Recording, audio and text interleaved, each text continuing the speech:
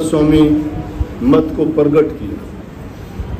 कई लोग कहते हैं चलाया, चलाया नहीं, प्रकट किया था, गुप्त था। ये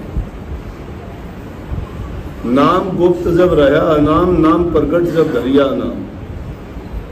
जब ये गुप्त था लेकिन प्रकट करके स्वामी जी महाराज ने बताया कि ये नाम जीव के कल्याणकारी नाम है।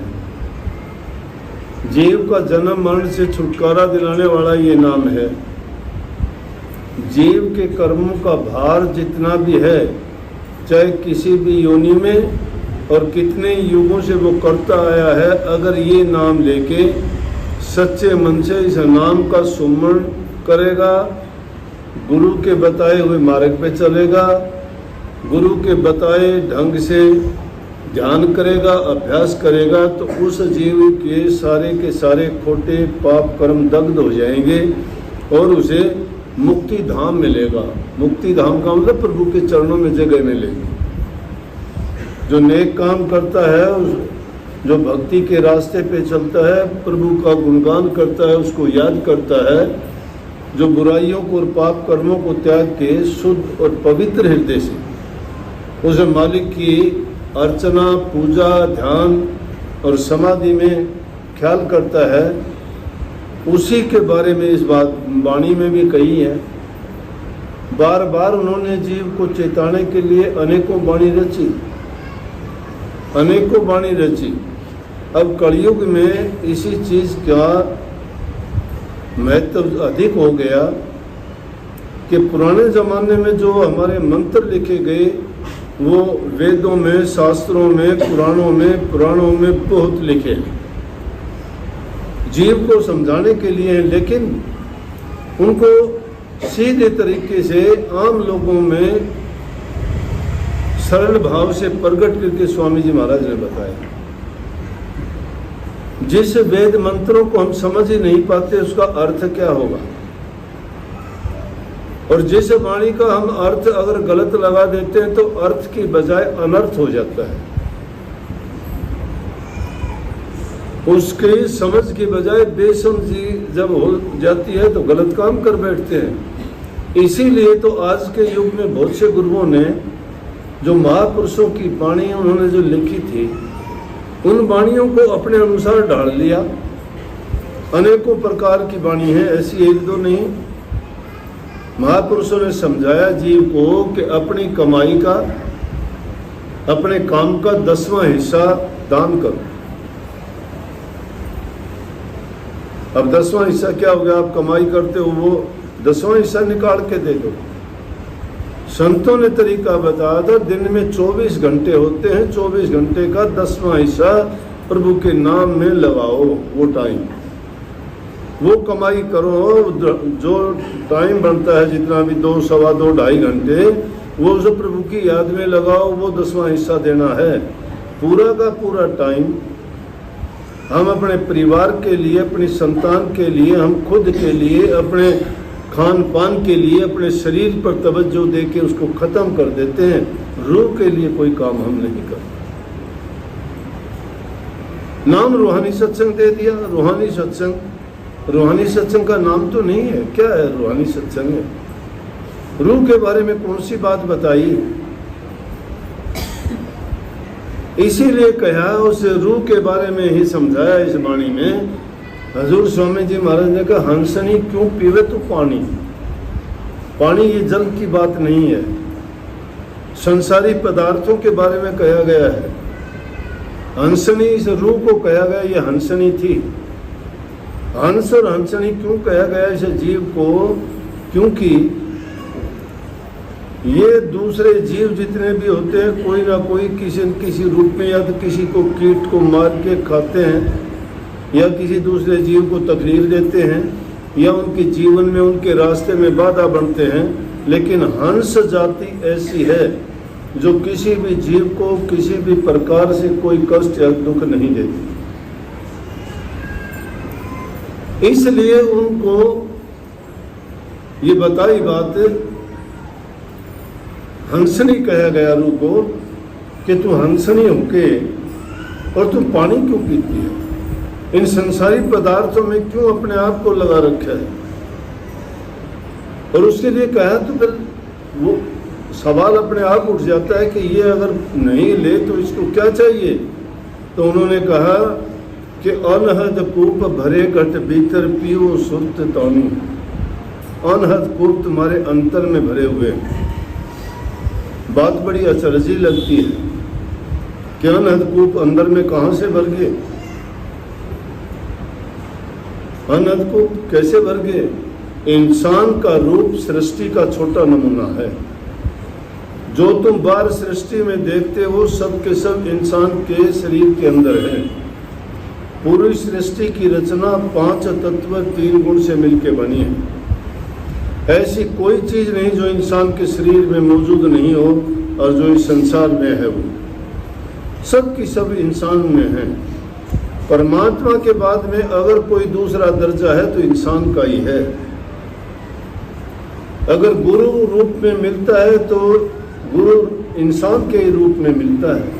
लेकिन अभागे जीव, उनको काकवृत्ति के जीव कहो, नहीं समझ पाते। अंदर की खोज करना बड़ी कठिन है। कहते हैं बाहर भटकते भटकते घूमते घूमते मर जाओ, पूरी जिंदगी बीत जाएगी। भागते रहो, दौड़ते रहो, ढूंढते रहो, खोजते रहो, पहाड़ों में, कंदराओं में, गुफाओं में, अलग अलग धर्मों में, मजहबों में, पंथों में। अरे घर में ही बैठ के अगर तुम्हें गुरु मिल गया, गुरु ने तुम्हें भेद दे दिया, तो गुरु ने भेद कौन सा दिया? वो कहते हैं कि तेरे अंदर अनहद कूप भरे हुए। पुराने जमाने में जब राधा स्वामी मत प्रगट हुआ, इस तरह की वाणी जब उन्होंने फरमाई और कहते थे कि प्रकाश के बिना कोई जीव जीता नहीं है, सब में प्रकाश है। नानक साहब ने ग्रंथ में लिखे सब में ज्योत ज्योत है सोए, तिसके चांदन सब में चांदन हुए।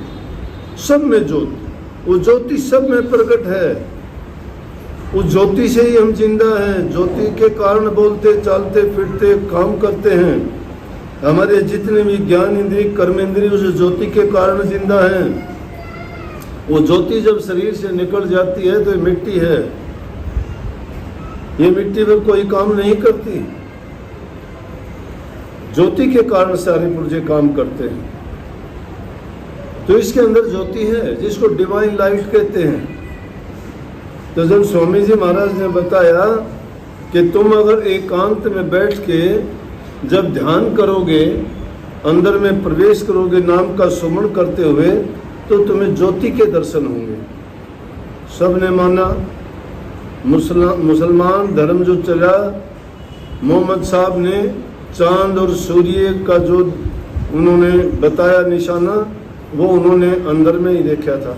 अब बाहर बकते फिरो, ये कुछ भी कहो, बाहर देखते रहो, बाहर अब बांग देते रहो। क्यों संतों ने कह दिया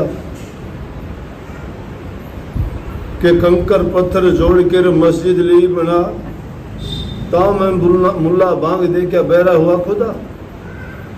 अरे कंकर पत्थर जोड़ के अब बांग देते हो, खुदा इसमें थोड़ा बैठा है। खुदा तो जिसमें बैठा है वो ये रही वो गुफा, इसके अंदर है वो, जिसके बारे में स्वामी जी महाराज ने कहा कि अनहद कूप भरे घट भीतर पीले सूरत तानी, हंसनी क्यों पीवे तू पानी। अरे हंसनी तू दुनियादारी के कामों में कहाँ भटकी फिरती है? यहाँ वो चीज नहीं है। इस दुनिया के भटकाव में जो जो जीव भटके हैं वो जन्म मरण के चक्कर में पड़े रहते हैं, और इसी पानी को पी पी के मरते हैं, जीते हैं, मरते हैं, जीते हैं, जन्म लेते हैं, कर्म करते हैं, कर्म का कर्जा चढ़ता है, कर्म भोगते हैं, कभी दुख तो कभी सुख, कभी स्वर्ग तो कभी नरक। ये जीव अपने कर्मों का फल पाता है। कितना भी इसको समझाओ नहीं समझते, नहीं मानते ये लोग। ये तो 4 दिन की चांदनी फिर अंधेरी रात। कुछ दिन जिंदगी के आते हैं इंसान के जवानी के, जब ये सोचता है, इसकी बुद्धि खराब हो जाती है कि मेरे बराबर कोई नहीं है। लेकिन कुछ नहीं रहता। जब इसका वो टाइम बीत जाता है ना, तो फिर अपने आप को एहसास नहीं करता, फिर तो रोने धोने शुरू हो जाते हैं। बचपन आता है चला जाता है, जवानी आती है चली जाती है, बुढ़ापा आता है जाता नहीं है, लेके जाता है। तो कहा कि इस तेरे अंदर में है प्रकाश है। आलोचना करने वालों ने लोगों ने कही, बोले भाई ये राधा स्वामी मत वाले कहते हैं कि अंदर में प्रकाश है तो लाइट जलाने की जरूरत नहीं, इनके माथे में बल्ब लगा दिया करो। मूर्खता की बात। आलोचक जो होगा आलोचना करने का बहाना मिलना चाहिए। उनको ये नहीं पता, अरे मूर्ख वो डिवाइन लाइट है, उससे ये लाइट क्या जलती है, ये तो वो लाइट है जो परमात्मा से प्राप्त हुई है। वो लाइट यहाँ नहीं, वो तो बहुत पर्दों के अंदर रहती है। उस लाइट की बड़ी कीमत है। उस लाइट को कौन जानता है? उसके लिए तो बड़े बड़े योगी, सन्यासी, संत, महात्मा, फकीर पूरी जिंदगी उन्होंने अपने तप, त्याग और साधना में लगा दी तो भी उस प्रकाश को नहीं देख पाए। और जिसको भी मिल गया तो उन्होंने तो उसी टाइम जो है दुनिया में डोंडी पीट दी कि ओ मुझे जिस चीज़ की तलाश थी वो मुझे मिल गई, जिस चीज़ की मुझे ज़रूरत थी वो चीज़ मुझे प्राप्त हो गई। महात्मा बुद्ध आज दुनिया में पूजा जाता है, उसी को वो प्रकाश की झलक दिखाई दी थी।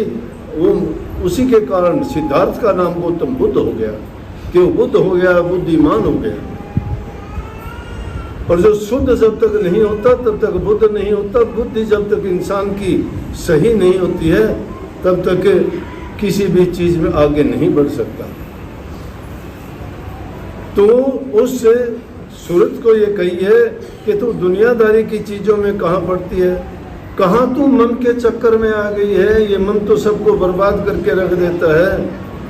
ये मन, इसमें एक ऐसा काल ने अपना एजेंडा छोड़ा हुआ है कि जब भी तुम सही रास्ते पे जाओगे ये रास्ते बंद करने की कोशिश करेगा, ये भटका देगा, ये रोक देगा।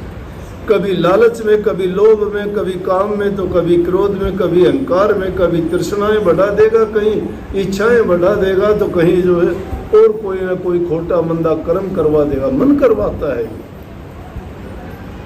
इस मन के कहे में। फिर कहते कि रे पगली तू मन के कहे में चलती है तो ये मन तो तुझे ले डूबेगा। किसके पास जा तू? सतगुरु से तू ज्ञान की जो बूटी है उसको लेके उसका सेवन कर, सदा के लिए अमर हो जाएगी। इस जल की तुझे जरूरत नहीं रहेगी। इस जल से बाहर निकल, ये जल तेरे काम का नहीं है। तू हंसनी है, हंसनी पानी नहीं पीती है। ये दुनियादारी की चीज हंसों के काम की नहीं है। हंसा पावे मान सरोवर ताल तलैया क्यों डोले। हंस मान सरोवर में मिलते हैं, ताल तलैयों में थोड़ी। मीठक मछली पकड़ने वाले थोड़ी होते हैं। वो उस गहरे सागरों में और समुद्रों में रहते हैं। या तो दूध का सेवन करते हैं, या वो सिप्पी में जो पैदा हुआ मोती उनसे निकल जाता है जब उसको खाते हैं। ना किसी जीव को खाते, ना और किसी चीज को परेशान करते। शील स्वभाव के और इतने सुंदर और अच्छे होते हैं, हर कोई उनसे प्यार करता है। इसलिए हंस और हंसनी बनने के लिए कहा। दुनियादारी के कामों में पड़ के हम क्या करते हैं? क्यों हमारे से गलत काम होते हैं? क्यों हमारे से पाप कर्म होते हैं? सबसे बढ़ के इंसान को लालच खराब करता है। जिस इंसान का लालच नहीं है ना, वो ना किसी का बुरा कहेगा, ना किसी का बुरा सुनेगा, तो बुरा हुआ ही नहीं, उसका कर्म भी बुरा नहीं बढ़ेगा।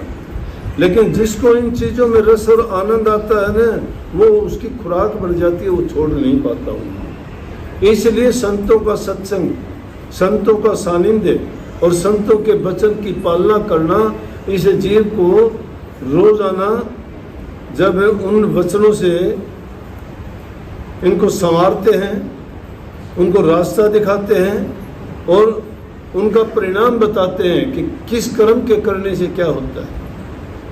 कहते हैं एक आदमी था, कोई तो किसी की ये ऐसी बातों में नहीं था, ना किसी की चुगली करना, ना बुराई करना। अपने काम से काम, जो हालात थे, मेहनत करके अपने कमाता खाता और ईमानदारी शांति से अपना जीवन बिताता। दो घड़ी जैसा उसको याद था, प्रभु का नाम लेता। ना उसको ये लालसा थी मुझे मुक्ति हो, ना ये थी कि मैं भक्ति करूं, ना ये था कि मैं दुनिया में सुखी रहूं या दुखी रहूं। मस्ती की हालत से जीता था। आखिरी वक्त आया तो कहते हैं कि धर्मराज उसको लेने के लिए आया और आके कहने लगे चल भाई। बोला जी आप? बोला धर्मराज हूँ। बोला कहाँ लेके जाओगे? बोला जीव को ले जाने के दो ही दुनियादारों के लिए ठिकाने, एक स्वर्ग और एक नरक, लेकिन तू तो इन दोनों में से कहीं नहीं जाएगा, तू तो सीधा प्रभु के चरणों में जाएगा। बोला जी ये क्या बात कि नरक उन लोगों को मिलते हैं जो गंदे मंदे कर्म करते हैं, पाप कर्म करते हैं, दूसरों को दुख देते हैं, चोरी छल कपट बेईमानियां करते हैं, जिनके कर्म बुरे हैं, जो मन से भी, कर्म से भी और जुबान से भी, जो ऐसे लोग होते हैं जो अच्छे काम नहीं करते, उनको नरक मिलता है। और जो इंसान धर्म करते हैं, पुण्य करते हैं, पर उपकार पर हित करते हैं, दूसरों को प्यार से अपना अच्छा बर्ताव करते हैं, मीठे बोलते हैं, उनके लिए स्वर्ग है। बोला तो जी सुने मैंने दोनों हैं, लेकिन आप तो मुझे सीधा लेके जाओगे, मेरा मन है कि दोनों दिखा दो। दिखा तो दो। बोले हाँ रास्ते में आएंगे दिखा दो।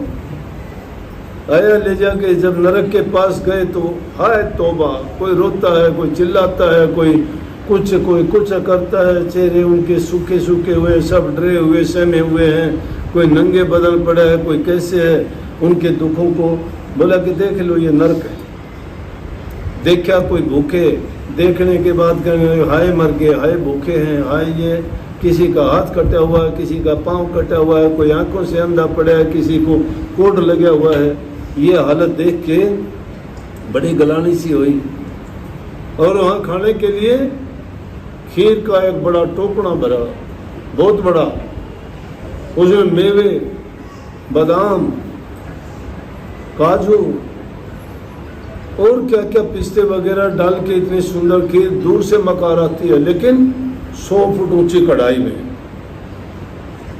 अब अंधा है, कोई लूला है, कोई लंगड़ा है, कोई कहाँ से क्या करें, नहीं पहुंच सकते वहां तक। बोले कि तुम भूखे भूखे कहते उस कढ़ाई में तो सुंदर बहुत मीठी खुशबू आ रही है। बोला कि क्या करें, वहां तक जा तो नहीं सकते, खुशबू आ रही है, खीर है, हमें पता है। बोले क्यों ऐसा? बोले हमारा कर्म। बोले जानते हो ना कर्म? बोले यही कर्म है तुम्हें वहां बताया गया जब नहीं माने तुमने, वहां जब करते थे, जब ये कर्म नहीं समझे। आगे बोले चल भाई। बोले आजा आजा, ज्यादा टाइम नहीं है, स्वर्ग और दिखा देता हूँ।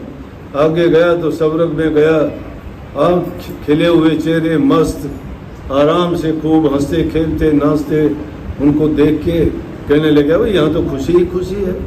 बोले इसीलिए देवता लोग भी कहते हमें स्वर्ग मिले, बैकुंठ मिले, नाच गाने होते हैं, खुशियाँ हैं सारे प्रकार की।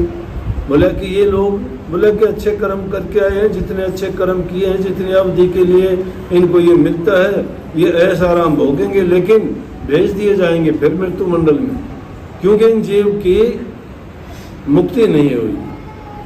मुक्ति तो उन जीवों की होती है जैसे आप किसी सीधे प्रभु के चरणों में जाते हैं और वहां जाने के बाद ना मरना ना जीना। तो उनको देख के पूछने लगे, बोले 1 सेकंड पूछ भी सकता हूँ इनसे? बोले हाँ पूछो। बोले भाई इतने मस्त और क्या खुशी है तुम्हें? बोले हर प्रकार की मजे है, बोले खाना वाना, बोले खीर है, अनेक प्रकार के सब भोजन है। बोला लेकिन तुम कैसे, बहुत ऊंची है, वो तुम्हारी कढ़ाई भी उनकी भी उतनी ऊंची।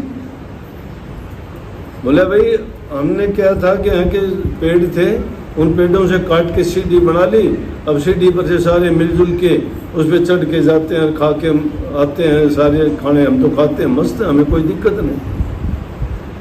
बोला ये तुम्हें क्या? बोला कोई पिछला कर्म हमारा अच्छा था, कर्म अच्छा था, अच्छा कर्म करने वाले को अच्छी जगह मिलती है, परिणाम अच्छा मिला। खोटे मंदे कर्म करने वालों को नरक मिला, दुखी हुए, यहाँ भी दुखी हो वहाँ भी दुखी।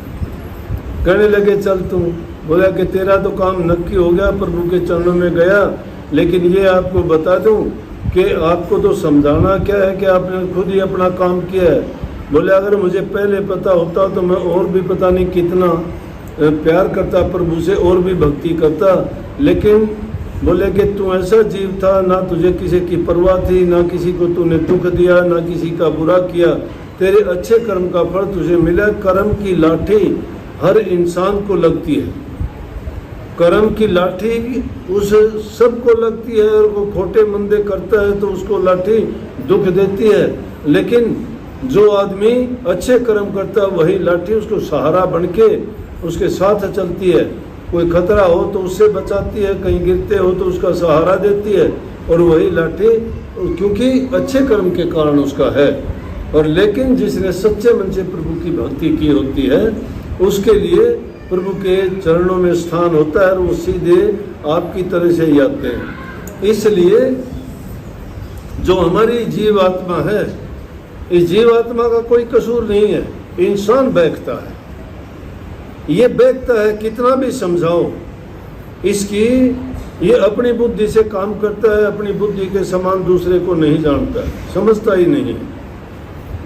समझता है मैं जो करता हूँ वो सही है, पाप और पुण्य कर्म को नहीं समझता इंसान। अगर पाप और पुण्य को भी समझ जाए तो भी जो है ये पूरी दुनिया का उद्धार और कल्याण हो जाए। इंसान अपनी चतुराई में बरतता है, अपनी समझ से, अपनी अकल से, अपनी बुद्धि से वो सोचता है कि जो मैंने कर्म किया मैंने कुछ गलत नहीं किया। गलत करके भी कहता है मैंने गलत नहीं किया। कर्म का बोध नहीं है इंसान को, इसलिए मैं कहता हूँ ये पाप युग है। शर्म नहीं किसी को, खोटा मंदा कर्म करने के बाद में भी पुराना जमाना था, अगर कोई बात हो जाती थी तो इंसान कहता था मैं कैसे मुंह दिखाऊंगा। आजकल तो ऐसे कर्म करने वाले ही मुंह दिखाते हैं, छाती तान के चलते हैं। वो शुभ कर्म, नेक कर्म, अच्छे और पुण्य कर्म करने वाला इंसान तो लज्जा करता है, उसकी आंखें झुक जाती हैं। लेकिन बेशर्म आदमी सीना तान के चलते हैं। फिर भी है कि नहीं ये बात? है कि नहीं ये बात? तो इसलिए पुराने जमाने की बात थी। आदमी करने के बाद में उनको बोध था, इस बात का बोध था कि मैंने पाप कर्म किया है। उनको लज्जा थी, उनको शर्म थी, वो उनको दिल में इज्जत और मान था। और आज लज्जा नहीं, शर्म नहीं, बेशर्मी का चोला जब पहन लेता है इंसान, कुछ भी कर ले। कहाँ की भक्ति होगी? कौन सी भक्ति होगी? किस गुरु? गुरु अपने आप बुरे हो गए, फिर तो धर्म भी अपने आप बुरे हो गए। उनमें रहने वाले लोग भी जब इन बातों को नहीं मानते, किस गुरु ने आपको ये शिक्षा दी? गुरु तो बेचारे धाड़ धाड़ के रात दिन कहते हैं, लेकिन तुम्हारे ऊपर असर उल्टा ही होता है। तुम तो गुरु की खोज करते हो कि गुरु में क्या कमी है वो ढूंढे। गुरु की कमी ढूंढ लो, तुम अपनी ना ढूंढना।